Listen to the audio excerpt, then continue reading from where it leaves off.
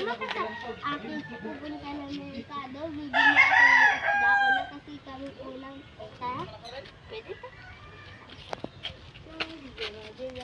Ayun lang. Ayun lang rin. Ito? Oo. Tara na. Tayo. Pare, merong luan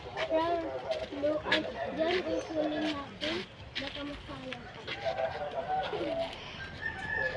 Tara na, pupunta na tayo sa bahay. Baka magutom pa yung anak ko doon. Ayun.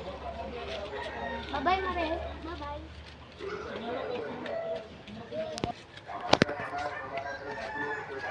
Mare, pautang naman ako kahit 1,000 lang pang gamot lang sa anak ko kasi may sakit siya eh.